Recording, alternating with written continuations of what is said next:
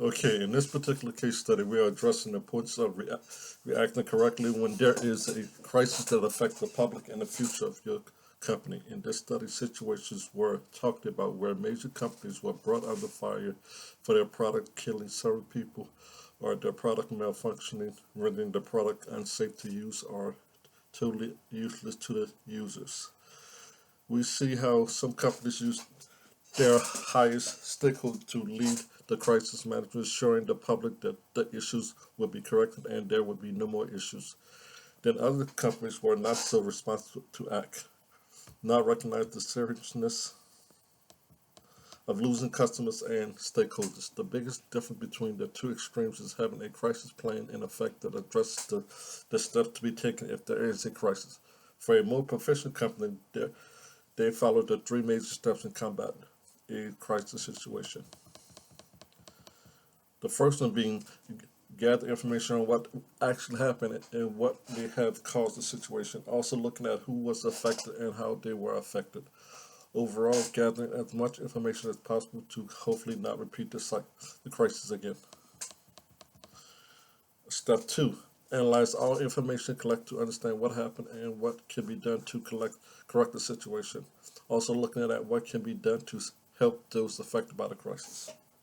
And then step three, put a plan into action, acknowledging to the public and stakeholders that errors were made, whether total responsible or not, and then begin the work of correcting what was flawed and putting more safety precautions in effect to avoid the same situation.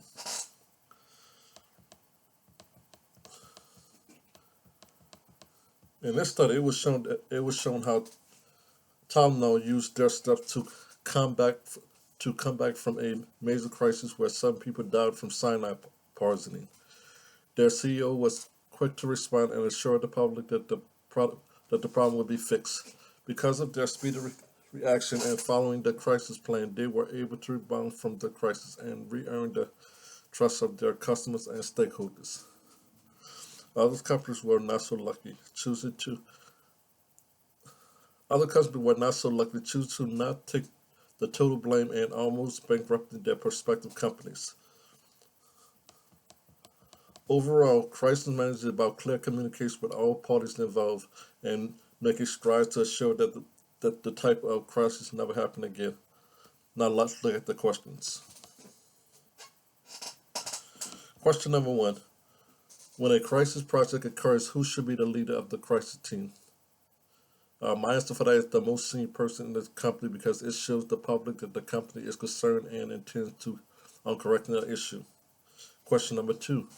When there's when there when there is a when there is a crisis. Oh, sorry about that. Will there be a crisis committee or a crisis project sponsor?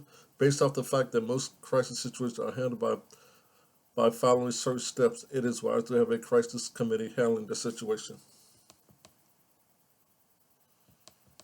Question number three. How important is effective communication during a crisis? Effective communication is very essential in all crisis situations because it is the difference between a company that can earn back the trust of the public or not. When a company fails to respond immediately with concerns of what problems that their product may have caused, it shows to the public that the company is not concerned, whether whether at fault or not, thereby not thereby not concerned whether the public can trust the company moving forward. Question number four: how important is stakeholder relations management during a crisis? It is essentially very important because along with earning back the trust of the public, the company must convince the stakeholders that they can recover from the crisis and hopefully persuade stakeholders not to pull out all their funds from the company.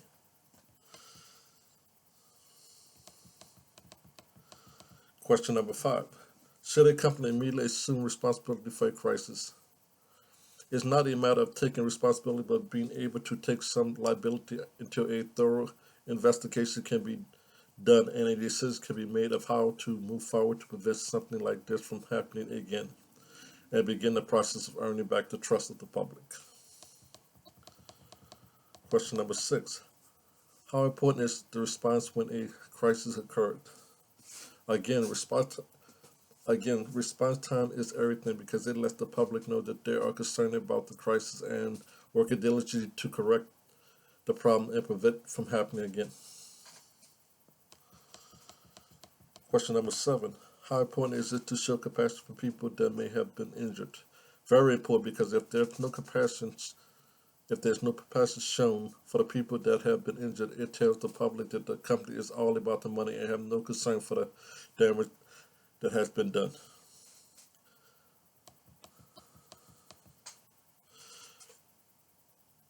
Question number 8. How important is it to maintain a paperwork trail? It is very important for two main reasons.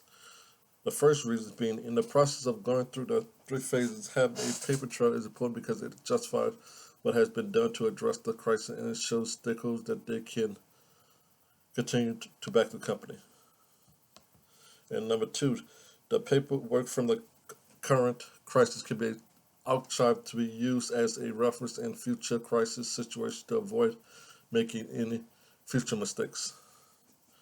And final question. How important it is to capture lessons learned? As referenced in the last question, capturing lessons learned is very important because it helps to speed up the recovery process moving forward. That just wraps up my video, but overall, what I've learned from this case study is just how important it is to make sure that you're able to